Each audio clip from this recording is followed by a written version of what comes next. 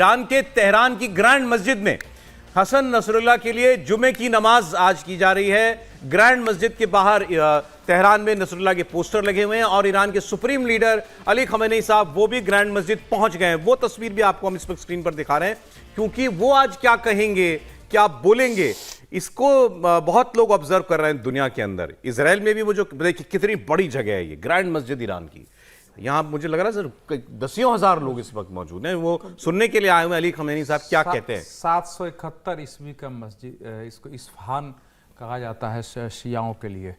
तो वो दोनों में जब अली और उनके बीच युद्ध हुआ था, उसके बाद से इसके अनेक बार पुनर्निर्माण हुए हैं।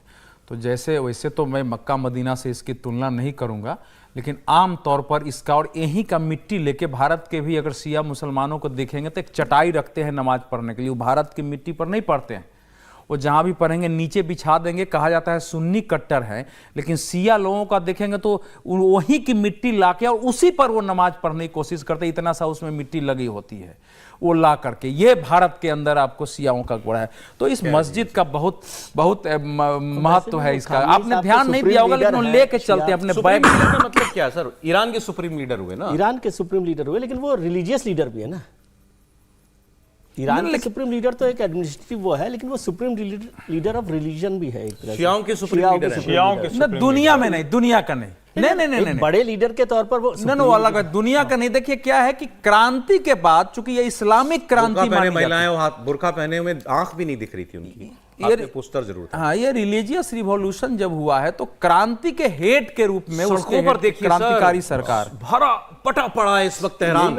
ऐसा लग रहा है सारा शहर निकल करके आ गया है इस ग्रैंड मस्जिद के। नहीं, शुक्रवार को वहां दुनिया भर से गए हुए जो शिया लोग होते हैं चारों तरफ से, वो भी वहां पहुंचते हैं शुक्रवार को। आज थोड़ा ज्यादा होगा तस्वीरें, लेकिन वो जबरदस्त तस्वीर होगी। और यहाँ कम से कम जो इजराइल की समस्या है वहां ये है कि हम ऐसा अटैक न करें कि वहां की जनता नाराज हो जाए, क्योंकि वहां की जनता का एक वर्ग जो इस व्यवस्था के खिलाफ है उसकी सहानुभूति बने रहे, इसलिए यहां वो अटैक करने का, इसीलिए खमैनी साहब आ गए। तो ये चर्चा है कि कोई इजराइल से छुप नहीं सकता। ना वो, लेकिन यहां नहीं करेंगे। कहां पर अटैक करना है? मैं वही बात उसी पे आ रहा हूं। ये खबरें आई कि अली खमेनी साहब जो है उनको किसी सुरक्षित स्थान पर छुपाया गया, ले जाया गया है जब हसन नसरुल्लाह मारा गया। उसके बाद आज कल से ये खबर चल रही है कि उस जगह के बारे में इजराइल को पता चल गया, तो उनकी लोकेशन बदल दी गई, किसी दूसरे ठिकाने पर ईरान के सुप्रीम लीडर को ले जाया गया। लेकिन वो तो आज यहाँ खुले में आ रहे हैं, सब अटैक नहीं करेगा खमेनी पर, उनको नहीं टारगेट करेगा, बिल्कुल नहीं टारगेट करेगा। मुझे कोई संभावना नहीं लगती। आज की बात नहीं, वैसे भी नहीं करेगा, वैसे भी नहीं करेगा। लेकिन आज तो वैसे भी आज के दिन तो इजराइल और नेतन्याहू की जो स्पीच है जो उन्होंने दी है, जिसका वीडियो जारी किया है, वो बड़ा क्लियर है कि हम ईरान के लोगों के साथ हैं। ईरान के लोग जिस यातना से, जिस दुख दर्द से गुजर रहे हैं, वो तो वैसे जिस तरह की बिल्कुल जिस तरह की पाबंदियों से गुजर, नंबर 1 है ना, वो ईरान को टेररिस्ट नंबर 1 मानते हैं, वहां के सबसे बड़े दुश्मन नंबर 1 हैं। शियाओं के लिए उस तरह के जो उनके लिए दुश्मन नंबर 1 नेतन्याहू है, इसमें कहीं कोई भ्रम नहीं। लेकिन कोई भी ये नहीं चाहे। कमाल की बात यह है कि ये भी जरा सोचने की बात है, कितना भी आप ह्यूमन अपना फेस दिखाएं, लेकिन जब युद्ध हो रहा है, जब जंग हो रही, तो फिर तो मर तो सामान्य लोग ही रहे। लेकिन वो कहते हैं कि नहीं हम आम लोगों पर हमला नहीं करते। अब सोचिए कि पूरा का पूरा जो फिलिस्तीन है, जो इजराइल से लगा हुआ हिस्सा है, वहां क्यों सबसे ज्यादा कैजुअलिटी लोगों की? क्यों?